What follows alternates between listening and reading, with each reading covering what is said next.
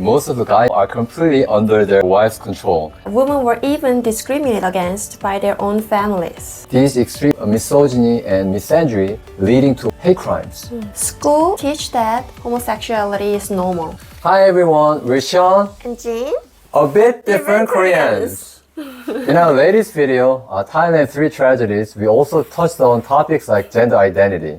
If you haven't seen it yet, it's meaningful content, so be sure to check it out. In addition to such topics, some of you asked about the gender roles depicted in K-dramas and the gender conflicts in Korean society today. So in this video, we're going to dive into Korea's gender issues. Let's get started. First, let's talk about the traditional roles of men and women in Korea. The gender roles you often see in K-dramas reflect traditional Korean gender roles pretty well. Women handled childcare and household chores while men were responsible for earning a living. This division of roles was common even up until our parents' generation.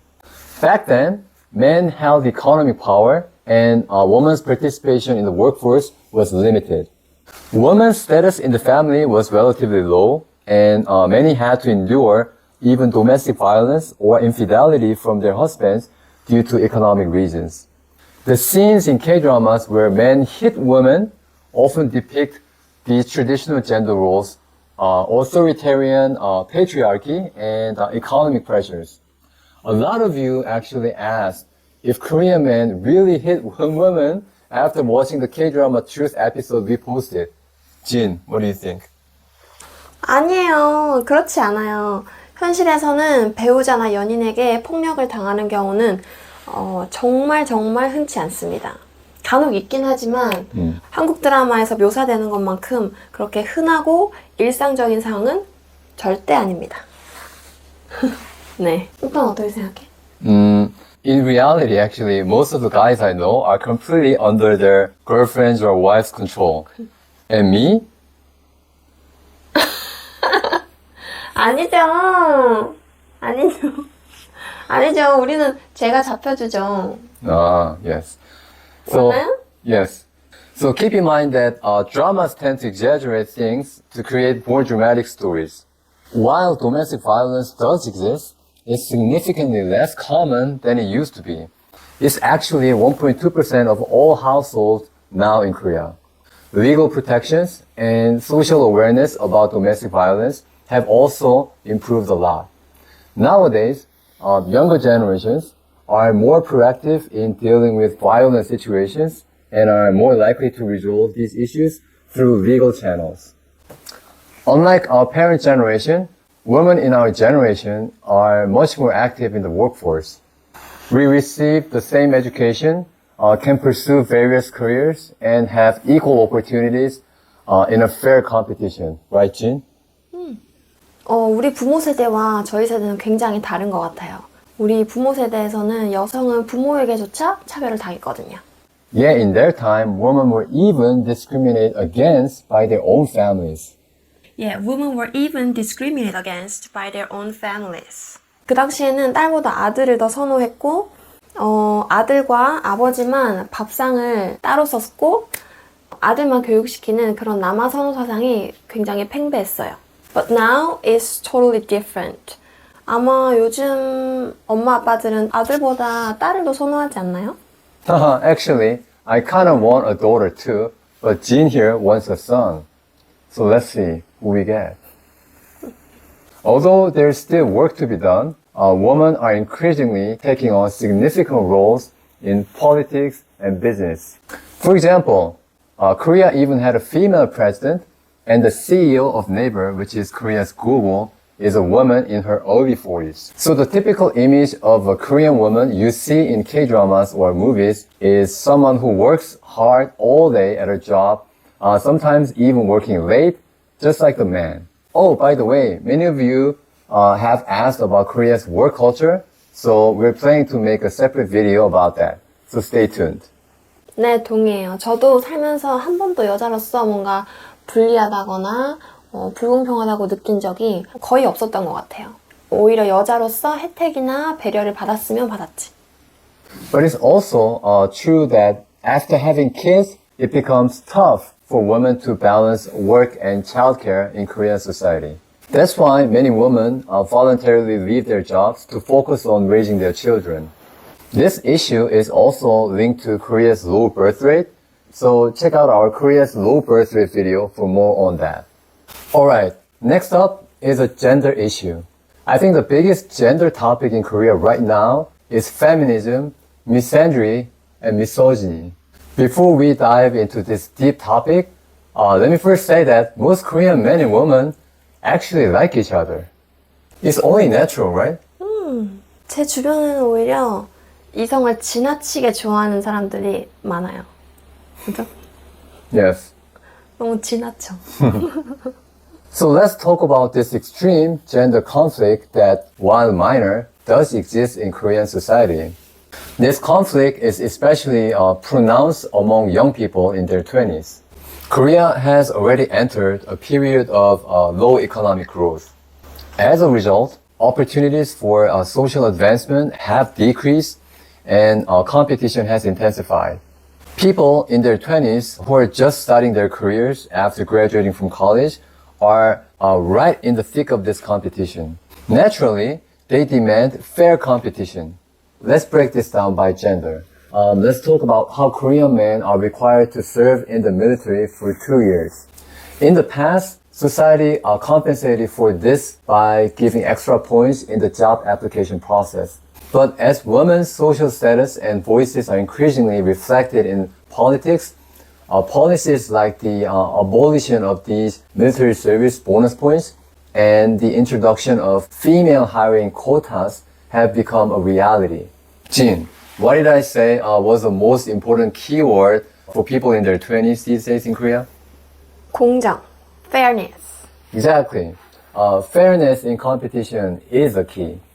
So if a young man in his 20s is struggling to find a job, losing out in competition, and then facing difficulties in dating because of that, what kind of thoughts might he develop? This is where you find the roots of anti-feminist sentiment and even some cases of misogyny. On the other hand, for women, the loss of opportunities due to excessive competition combined with lingering male-dominated structures in Korean society can lead to the adoption of extreme feminism and misandry. It's unfortunate that these extreme forms of misogyny and misandry have solidified and grown within certain online communities, leading to more severe conflicts and even hate crimes. 최근에 한국 남성이 일면식 없는 여성을 무차별적으로 폭행하는 묻지마 폭행이 보도되기도 했는데 이런 사건이 여성들의 남혐에 더 불을 지피는 것 같고 또 그렇게 여성들이 남성들에게 그 씌우는 프레임에 남성들은 더 반발을 하면서 여혐이 또 심해지는. That's true. Lastly, let's talk about the issue of gender identity in Korea. First, let me briefly explain the cultural and social context of Korea.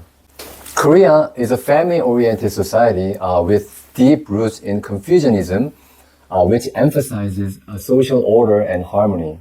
This conservative tradition, which has been in place for over 600 years, is combined with the influence of Christianity, which now accounts for 20% of Korea's population. This background has long kept Korean society conservative. As a result, Korea has traditionally maintained a conservative view on sexual minorities. However, interest in LGBTQ issues is growing recently. LGBTQ content is even becoming popular on streaming platforms like Netflix. 그리고 최근에 트랜스젠더 유튜버가 공중파 시상식에서 상도 받았잖아. 여자 신인상. Exactly. The transgender influencers are also gaining attention through various TV programs. The Queer Festival held in front of Seoul City Hall has become a large-scale event, drawing tens of thousands of participants every year. However, at the same time, there are also counter-protests led by Christian and conservative groups, highlighting the social divide. A key example of this debate is the proposed comprehensive anti-discrimination law. This law aims to protect sexual minorities, but it faces significant opposition. Jin, can you share some of the concerns raised by those who oppose this law? 네, 우선 학교에서는 아이들에게 동성애를 정상으로 가르쳐야 해요. Schools would have to teach that homosexuality is normal. School would have teach that homosexuality is normal. 그리고 아이들에게 태어난 성이 아닌 자신의 성을 직접 결정할 수 있도록 성적 지향을 가르쳐야 됩니다. Also, sexual minorities could sue companies for discrimination if they are not hired, claiming that it's because of their gender identity. And pastors who preach against homosexuality at church based on the Bible could be breaking the law. 전 무엇보다 아이들이 제일 걱정인데요. 주변의 학부모들 이야기를 들어보면 차별금지법은 동성애를 할 권리는 보장하지만 학부모가 자신의 자녀가 동성애 유혹에 노출되지 않도록 보호할 권리 없기 때문에 오히려 역차별이다 그런 얘기를 많이 해요. So it's not just Christians, but also many ordinary Koreans who are concerned that this law could have a negative impact on future generations, and they're opposing it. Now, let us share our personal thoughts. We've seen how traditional sexual ethics are being challenged in other countries with the legalization of same-sex marriage, the introduction of anti-discrimination laws, and the spread of LGBTQ culture. We believe it's important for society to embrace sexual minorities without ostracizing them. However, introducing a comprehensive anti-discrimination law here in Korea should be approached with caution and social consensus. We hope Korea can become a society that embraces sexual minorities while also instilling the right sexual values and concepts in the next generation. Today, we've explored gender issues in Korea. What do you think about the stark contrast between what's shown in K-dramas and the reality of the gender conflict among young people, the confusion around gender identity, and the efforts of conservative groups to uphold traditional sexual ethics? Division is a major social issue in many countries, including the US, right? Unfortunately, the division between men and women has also become a significant issue in Korea, and it's being fueled by social media and online communities. We hope and pray for a united Korea. And with that, we'll wrap up this video. 하나, 둘, 셋. See you soon.